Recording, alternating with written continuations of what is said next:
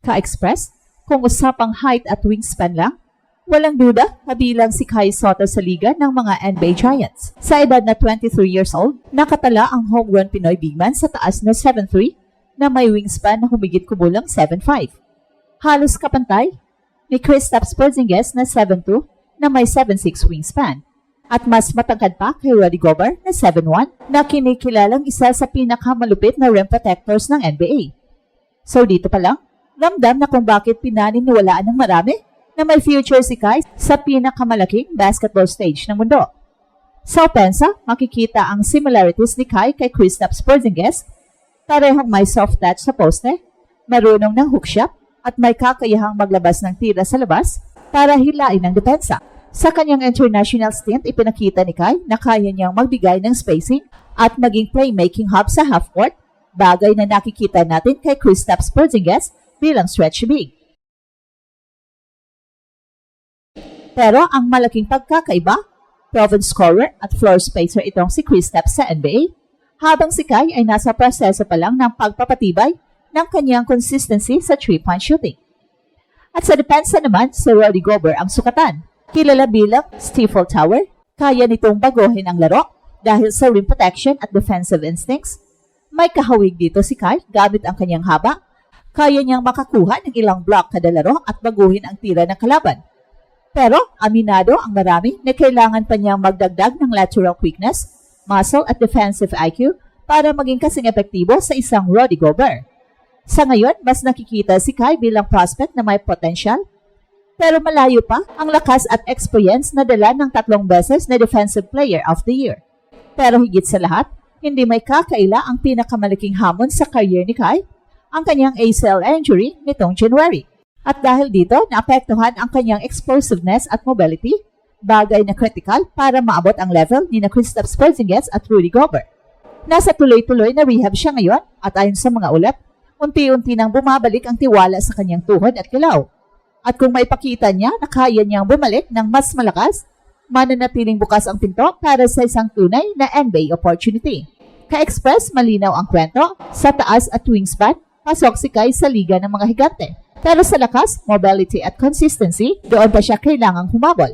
Ang tanong, sa pagbabalik niya mula sa injury, makakaya-kaya niyang patunayan na hindi lang siya kasing tangkad, kundi kasing galing din ng mga tunay na NBA Giants.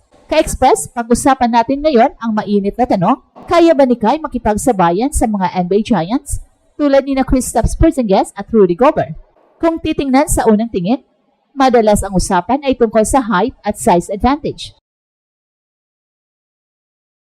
Si Kristaps, tinuring na unicorn, ay may taas na 7'3" na may shooting range hanggang 3-point line. Si Rudy Gobert naman, 3 beses na NBA Defensive Player of the Year, kilala sa rim protection at elite rebounding. At kung ikukumpara si Kai, ay listed 7'2", hindi nalalayo sa tangkad pero may malaking pagkakaiba sa build at karanasan. Si Rudy ay nasa 245 pounds na muscle heavy, samantala si Kai ay nasa 232 pounds lamang at patuloy pang nagbubuo ng mas matibay na frame matapos ang kanyang ACL recovery. Si Kristaps naman, kahit slim, ay may NBA level conditioning at versatility sa offensive sets. Pero dito pumapasok ang interesting na usapan. Si Kai ay mas bata. Sa edad na 23, marami pang panahon para i-develop ang kanyang katawan, footwork at shooting.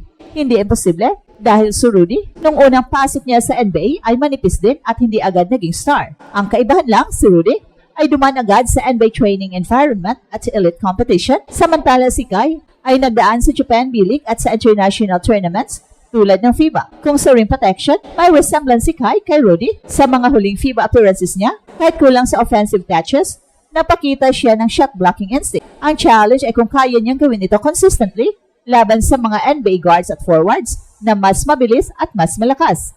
Samantala sa aspeto ng shooting, dito pwedeng pumasok si Kai bilang modern big. Hindi siya kasing deadly ni Kristaps sa 3-point line, pero may mechanics at confidence siyang bumitaw mula sa mid-range at kahit beyond the arc. At kung ma-develop pa ang range niya, malaking weapon na yun para sa kanyang NBA dream. And bottom line, hindi lang height ang laban dito. Ang tunay na tanong ay kung kaya ni Kai makipagsabayan sa bilis, lakas at consistency ng mga NBA big men. Ang good news, may foundation na siya at paano pwede niyang gamitin ang kanyang uniqueness para hindi lang makasabay, kundi makapag-impose ng sariling laro laban sa mga higanteng ito. Ka-express kung height at experience ang unang usapan sa pagitan ni Kai Sotto at mga NBA Giants tulad ni Kristaps Porzingis at Rudy Gobert. Dito naman natin tutukan ang mga strength ni Kai na maaaring maging sandata niya laban sa mga higanteng ito. Unang-una, pag-usapan natin ang kanyang footwork at mobility. Sa kabila ng kanyang tangkad na 7'2", may natural na pagka-agile si Kyle. Kung ikukumpara kay Rudy, na nakadepende halos sa rim protection at lob catches, si Kai ay may diversified na galaw sa ilalim. Marunong siyang mag-face up, mag-hook shot at may soft touch mula sa mid-range. Ang ganitong arsenal ay nakikita rin kay Kristaps, pero advantage ni Kai ang kanyang pagiging bata at mas bukas pa ang kanyang development. Ikalawa, si Kai ay may passing vision na bihirang makita sa isang 7-footer. Sa mga laro niya sa Gilas at sa Japan B-League, ilang beses na siyang nagpakita ng high post passing at quick kick-out sa shooters. Kung gagamitin ng tama ng isang NBA system, maaari siyang maging katulad ng mga modern bigs gaya ni Nikola Jokic, kung saan hindi lang siya finisher kundi facilitator din. Kung ikukumpara kay Rudy, na madalas ay limitadong finisher sa ilalim, mas versatile si Kai pagdating sa offense. Ikatlo, nandyan ang kanyang shooting potential, hindi man kasing consistent ni Kristaps sa 3-point line. Malinaw na may mechanics at kumpiyansa si Kai sa labas. Sa modern NBA, malaking bagay ang stretch big na kayang magbigay ng spacing para sa mga guards. Kung mapipino pa niya ang kanyang shooting percentage mula sa arc, posible siyang maging matchup nightmare para sa mas mabibigat na centers na sanay lamang sa paint defense. Pero hindi lang offense ang usapan. Sa defensive instinct, makikita na kay Kai ang pagiging natural shot blocker. Katulad ni Rudy Gobert, meron siyang timing at wingspan advantage. Ang kailangang asikasuhin niya ay ang disiplina para hindi laging mahuli sa foul trouble. Sa NBA, ang mga guards ay mabilis, crafty at marunong mag-draw ng contact. Kung maiwasan ni Kai ang pagiging foul prone, pwede siyang maging rim protector na kasing halaga ng kahit sinong elite center. Isa pang hindi dapat kalimutan, ang intangibles.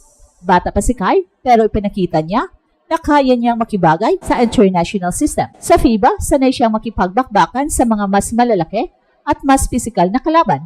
Hindi man kasing explosive ang stats niya, kitang-kita ang composure at adaptability. Ito mismo ang pwedeng maging edge niya sa NBA, kung saan hindi lang talent kundi attitude at mental toughness ang susi. Well, sa madaling salita, hindi imposibleng maging kapantay ni Kai ang mga higante ng NBA. Ang tanong na lang, kailan at paano siya makakapasok sa tamang sistema na magbibigay daan para ilabas ang kanyang full potential. At ito ang Express Info kung saan bawat kwento, ginulat ang mundo. Don't forget to like and subscribe.